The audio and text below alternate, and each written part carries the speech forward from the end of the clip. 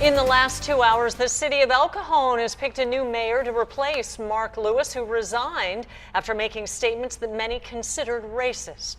But even the replacement process wasn't without controversy. Good evening, I'm Kimberly Hunt. And I'm Steve Atkinson. 10 News reporter Vanessa Van Hefty just talked to the new mayor. She is now live in El Cajon with how he plans to move forward after this scandal. Vanessa.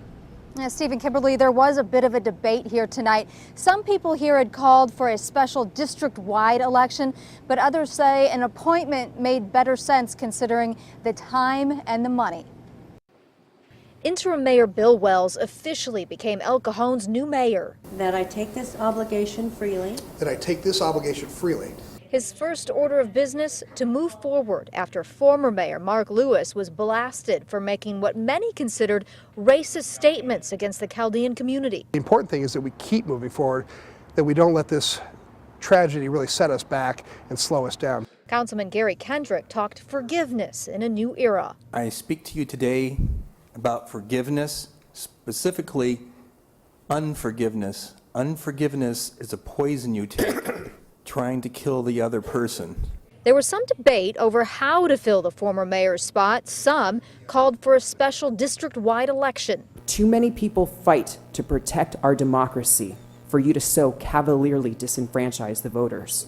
Mark Arabo says the mayor's resignation was an opportunity for the city to heal with a team of new leaders. I mean, it's asinine to think that after all this scandal happened in El Cajon, they're just covering up.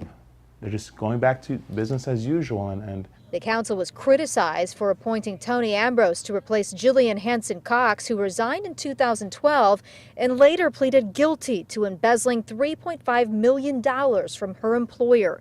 But in the end, the council voted unanimously to appoint Wells, saying a special election would have made little sense. More sense for two reasons, essentially. A special election would have cost about $40,000 to the city of El Cajon, and the mayor's term is relatively short. It expires November 2014.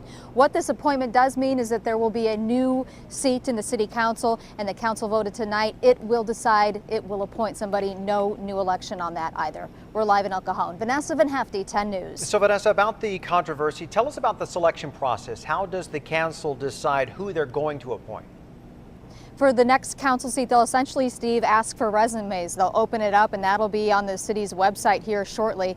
But they'll look through those applicants and decide who the best person is, and they hope to make that decision by their next meeting already in December. All right, Vanessa, thank you.